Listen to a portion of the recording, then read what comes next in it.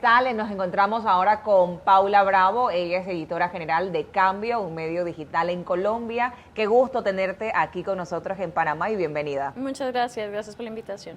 Bueno, ella es periodista con muchos años de experiencia, también comunicadora social, pero hoy día pues se dedica a la parte editorial. Cuéntanos un poco de tus inicios, cómo iniciaste, cómo empezaste en esta carrera de la comunicación social. Comencé mi carrera en la revista Semana, que es insigne en Colombia, eso fue hace unos años, en el año 2009. Ahí empecé haciendo ediciones especiales. Después trabajé un tiempo haciendo entretenimiento y luego, porque mi primera etapa en Semana fueron como unos 5 años y luego viré a hacer otros informes especiales, pero más en profundidad, es decir, hablamos de hacer especiales de temas económicos, de temas culturales y así se producían. En ese entonces había dinero para eso, se producían revistas completas que salían a circulación, bien sea para los suscriptores o en venta en punto de venta. Después de salir de Semana, que es mi casa y me enseñó lo que sé hacer, trabajé un rato en la agencia EFE como editora gráfica en la Mesa América que tienen en Bogotá. Después volví brevemente a Semana durante un año larguito, a cubrir educación. Y de ahí salí para CNN, eso era el año 2015. En 2015, en 2015 comencé en CNN en español y ahí trabajé durante 9 años. Ya va a ser un año, estoy trabajando en Cambio. Cambio es una publicación, como mencionabas, especializada en política, en economía, de temas locales para Colombia y es un medio de suscripción. Tiene una historia muy interesante, Cambio, porque nació de hecho en los años 90 como una revista impresa y después de pasar unos 12 años cerrado, renace como medio digital en Colombia. Te dedicaste mucho tiempo a la parte digital. Ahora, ¿cómo se da esa transición y cuál es el impacto que tiene en ti? Sobre todo porque ahora trabajas en un medio de suscripción. Bueno, son dos modelos de negocio completamente distintos. Uno es CNN, que trabaja por volumen, por el momento, ¿no? Por vistas, por tráfico. Y ahora estoy en Cambio, que de pronto no tiene un volumen de tráfico tan grande, pero sí le apunta a tratar de seducir a la audiencia para decirle, oiga, usted necesita una suscripción de Cambio. Usted quiere saber los temas exclusivos que nosotros tratamos, la forma en cómo los cuidamos, los curamos, ¿no? Y salen a la audiencia. Entonces, hay temas que dan tráfico y que uno ya conoce con las métricas, con muchas cosas, como cuáles son los temas que uno puede hacer. Para la suscripción, lo que siempre nos estamos preguntando es qué valor agregado podemos dar, cuál es la información exclusiva que tenemos o de qué forma la podemos cubrir que no la haya cubierto otro medio. Cambio tiene una particularidad además y es que es de lunes a viernes, es un portal, bueno, lunes a sábado, es un portal que produce noticias, investigaciones, opinión y demás, pero el domingo entrega una edición especial, como si fuera un poquito una herencia del domingo, ¿no? La revista que te llegaba por debajo de la puerta. Cambio hace eso, el domingo entrega 5 o 6 temas de investigación que han estado trabajando los periodistas de primera categoría que tenemos ahí. Y es información exclusiva, chivas, como decimos en mi país, ¿no? Que son revelaciones. Y esos son los 5 temas que movemos en domingo. Entonces, tiene un poquito de todo. El cambio ha sido más en pensar a los usuarios. ¿Qué hace que un usuario decida un medio por encima de otro? ¿Qué hace que un usuario diga, oiga, voy a pagar por esa información cuando en teoría la información está disponible en todo lado? ¿No? Las noticias al menos. Entonces, nada, ha sido un trabajo muy interesante ese cambio de modelo. ¿Y cómo te hizo llegar ahí, hacer ese cambio o ese salto? ¿Qué fue lo que provocó que tú estuvieses ahora en donde estás? No, fue la verdad una oferta de trabajo que llegó en ese momento. Cambio, como te mencionaba, tenía una fuerte herencia del impreso, entonces necesitaban mejorar un poquito sus dinámicas digitales. Como ya había trabajado tantos años en digital, pues me llamaron para organizar eso. Me pareció una experiencia importante, distinta, cambiar el ritmo del breaking news que lo hace CNN como nadie, a pronto un periodismo más a fuego lento, ¿no? Y ahora lo que pasa con los medios en mi país, como seguramente pasa en otros países de América Latina, es que no solo son medios, sino son actores políticos también, ¿no? Lo que mencionan, lo que dicen, pues impacta directamente la opinión pública. No que CNN no lo haga, pero este cambio en particular tiene un impacto directo en la opinión pública en Colombia. Tienes mucha experiencia en la parte digital también, en la parte, y importante hablar de esto, sobre todo porque ahora todo va volcado hacia allá, todo va volcado y muchos todavía no entienden quizá esa dinámica o cómo hacer de pasar de lo tradicional a lo digital. En tu experiencia, ¿cómo debe ser o qué es lo correcto? Me hacen mucho esa pregunta porque la gente tiene esta angustia de cómo hago para entrar al mundo digital. La respuesta sencilla es que quien hace buen periodismo lo hace en cualquier plataforma. Lo que yo sí recomendaría, o una de las cosas que me he dado cuenta que no funcionan, es creer que el mismo formato que hacemos en televisión podemos llevarlo a las redes sociales, por ejemplo, o a un canal de YouTube y pegarlo así nomás. No, creo que el secreto del periodismo digital, si es que existe alguno, es entender cada una de las plataformas y cómo cada una tiene audiencias distintas. Entonces, la audiencia que tienes en Instagram no va a ser la misma que tienes en el canal de YouTube ni en la página web, a pesar de que sea un mismo ecosistema, a pesar de que sea el mismo canal de televisión. No es el mismo el usuario que te prende el televisor a el que va a las redes sociales o al que va al canal de YouTube o lo que sea. Pero tienes que tener todo, tienes que estar armado en todas las plataformas para llegar lo más lejos que puedas.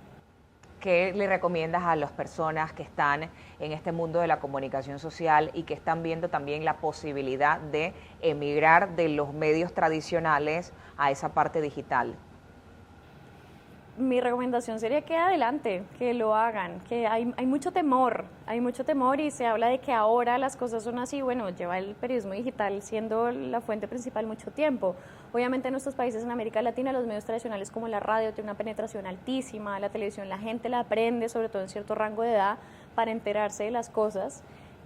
Mi recomendación sería que hay muchas formas de formarse y capacitarse en línea, de entender qué es lo que pasa y es también de pensar como un usuario. Si tú consumes noticias en internet, piensa cómo lo haces, piensa si entras directamente a la página web o si de pronto entras por X o por otra red social que sea de tu preferencia. Esa ruta del usuario deberíamos replicarla a los medios o las personas que quieren pasar de un medio tradicional a un medio digital. Pero mi mensaje ahí es, el que hace buen periodismo lo hace en cualquier plataforma. El qué del periodismo, el por qué hacemos periodismo no cambia en realidad. Sí cambia la forma y la plataforma y la forma de llegar a las audiencias, eso sí. Y eso hay formas de aprenderlo, es una cuestión de carpintería. ¿La parte digital está opacando a los medios de comunicaciones tradicional o debería ser un complemento? Primero, tanto para el comunicador o el periodista y segundo, ¿cómo lo ve también o cómo lo recibe la audiencia? No creo que un medio elimine al otro, lo hemos visto hace décadas, hablábamos de que la televisión iba a matar al periódico o a la radio y no coexisten. Digamos, evidentemente en un mundo ya completamente tecnológico de que todo el mundo tiene las pantallas en la mano, literal, pues claro, hay una predominancia de los contenidos digitales. Y yo creo que ya la pregunta no es para los medios tradicionales de si estamos o no en el mundo digital, sino cómo estamos. Es una obligación, deben estar. Aunque el canal principal, aunque la plataforma principal sea televisión, la gente sí debería tener una presencia digital en menor o mayor medida, porque la gente está desde su casa, además de prender el televisor, cuando se desconecta el televisor, ¿qué hace? Pues va a su celular, ¿no? Va a su computadora o lo que tenga que hacer. Apaga la radio y se va pensando en alguna noticia que de pronto mencionan en la radio y va a buscarla. Entonces, esas mecánicas del usuario son donde tiene la posibilidad de prosperar todo el contenido digital.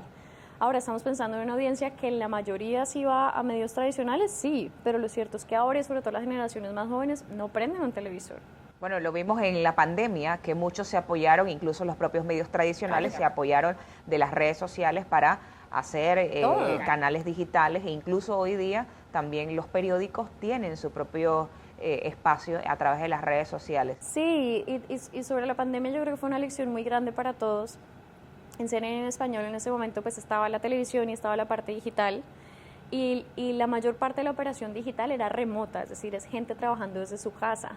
En ese momento, antes de 2020, a la gente le aterraba, ¿cómo así que los periodistas están trabajando desde su casa? Yo hacía parte de ese equipo, trabajaba desde mi casa en Bogotá y llegó la pandemia y les tocó a todos, productores, periodistas, presentadores, todos irse para la casa y estaban aterrados. Nosotros ya teníamos un camino, ¿no?, recorrido de lo que ha sido de trabajar desde la casa y de cómo las herramientas digitales hoy son tan poderosas que obviamente no se compara jamás a un estudio de televisión profesional, a unas luces, a unos operarios, de ninguna manera. Pero en ese momento era lo que nos requería hacer y había las herramientas para hacerlo. Entonces la pandemia le enseñó, y uno lo ve en las tendencias globales, a los profesionales a que podían hacer su trabajo de forma distinta. Y para mí le dio un empujón muy grande a las plataformas digitales, ¿no? Incluso las personas que yo he trabajado con productores que hace 20 años hacen televisión y de repente les tocó acoplarse a digital. porque ya no podíamos ir a un estudio, ya no estábamos produciendo tantos programas en vivo, pero sí vamos a producir más para digital. Entonces, a veces las oportunidades son así, ¿no? A veces la pandemia fue una cosa terrible que nos pasó y todavía a mí me cuesta pensar cómo pasamos eso, sobrevivimos, estamos bien, estamos bien. Pero la oportunidad fue esa, la oportunidad fue de aprender y ensayar, que lo que digo de nuevo, el periodismo que se hace bien pues sirve para cualquier plataforma. Y lo que está ocurriendo hoy día, Paula, con el tema de los influencers, yo prefiero llamarlos creadores de contenido, algo que está pasando y no solo en Panamá, no solo en Colombia, en Latinoamérica, en el mundo entero. Hay veces que crean contenido, no es la mejor información para la audiencia, pero entonces la audiencia trata de buscar de un lado, de buscar del otro. ¿Cómo hacer realmente para que una persona, comunicador social, con la experiencia, con el conocimiento también teórico, práctico, vaya y emigre a las redes sociales y compita? Porque bien o mal, pues terminas compitiendo con un influencer o con un generador de contenido. ¿Cómo hacer para sobresalir de estas personas que lo siguen miles de seguidores y que ya forman parte pues de ese ecosistema digital solo por el hecho de tener un número que dice tanta cantidad de seguidores? Yo creo que uno debe preguntarse varias cosas. Una es, ¿por qué estas personalidades tienen tanto éxito? Y dos, ¿qué podemos los medios aprender de esa conexión que tienen con la audiencia? Los medios tradicionales son un poquito acartonados, ¿no? Tú ves al presentador, está en su escritorio, lejos de la cámara, da las noticias, se acabó. Ves al reportero en calle, de pronto más cercano a la gente, pero la gente que está ahí. Lo que tienen estos creadores de contenido es que tienen una línea directa de ida y vuelta con su audiencia.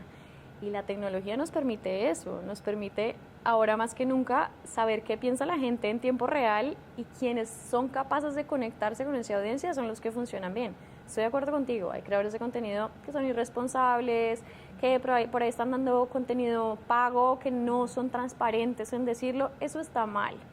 Pero más allá de los medios, nosotros señalar y decir eso está mal, yo no lo voy a hacer, podemos tomar lecciones de ellos, podemos aprender a cómo se conectan con la audiencia. Si alguien siente que puede tener una presencia digital importante, que lo haga a su estilo, no copie lo de los demás, ¿no? Que entienda cuál es la audiencia, quiénes son los que los escuchan, que abra ese puente de comunicación. Ahora, esto es un arma de doble filo, a la gente le va a encantar, pero estar con ida y vuelta de los usuarios puede igual generarte cosas muy positivas o muy negativas. Detrás de una pantalla se esconde todo el odio, ¿no? Y eso puede pasar, eso puede pasar. Por eso hay que ser respetuosos y entregar la mejor información y de nuevo, si alguien cree que puede tener una presencia digital fuerte y hacer contenidos que lo incluyan como fuente principal, adelante, pero hay muchas más formas de hacer contenido, ¿no? Vemos ahora con inteligencia artificial muchísimas cosas que se desarrollan. La inteligencia artificial me fascina, creo que funciona bien, pero necesita un adulto responsable. O sea, no puede uno generar y dejar y sacar al mundo, no. ¿Debe sentirse intimidado el periodista o el comunicador por la inteligencia artificial? No, no creería. Creo que tenemos que aprender a manejarla, a usarla a nuestro favor. El otro día leí algo que decía, ¿por qué creemos que la inteligencia artificial va a escribir y a pintar obras y a escribir obras maestras de la literatura? Porque no les ponemos a hacer las cosas que nos ocupan a nosotros de poder dedicarnos a eso, ¿no? Entonces la inteligencia artificial debe ser una de muchas herramientas a favor de nosotros. Creo que hay que implementarla en las salas de redacción de forma inteligente, de forma cuidadosa, porque lo hemos visto, no tiene todas las respuestas, y el valor que tienes tú como periodista para escoger, para decidir para tu audiencia cuál es la audiencia, el ángulo que le quieres dar, eso no lo tiene la inteligencia artificial. La inteligencia artificial te va a entregar una respuesta aséptica o una respuesta con ciertos vicios según la información de la que se esté alimentando. Por eso el trabajo del periodista, del editor de noticias en términos de quién escoge los temas y esto, pues nunca ha sido tan clave como en este momento. Bueno, como periodista te ha tocado la oportunidad de ver diferentes áreas. Al inicio pues de la entrevista compartías. ¿Cuál es esa área que te llena un poco más o la que ha impactado más tu vida?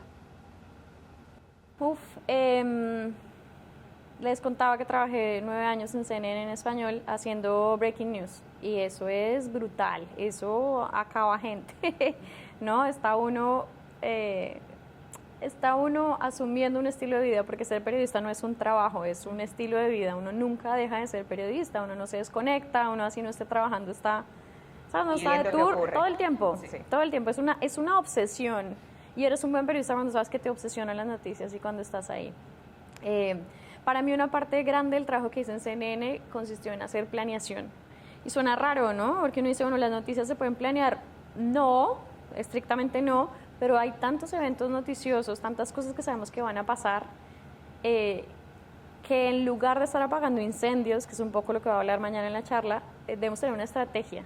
Esa parte de estrategia de contenidos, de saber guiado por métricas, con tendencias de búsqueda, por otras herramientas en línea, qué es lo que quiere la gente saber en qué momento, me pareció la parte más fascinante hasta ahorita del periodismo, porque combina no solo el periodismo tradicional, sino la información de servicio, de qué es lo que la gente está buscando y qué quiere saber. ¿Qué le dejas tú a aquellas personas jóvenes que están incursionando en los medios, que están de pronto terminando la carrera como comunicadores sociales y que también están en esa disyuntiva? ¿Me voy a un medio tradicional o aplico o emprendo para verme sumergido en la parte digital, que si bien es cierto hoy día, pues 2024, pleno siglo XXI, pues tiene una posición muy importante?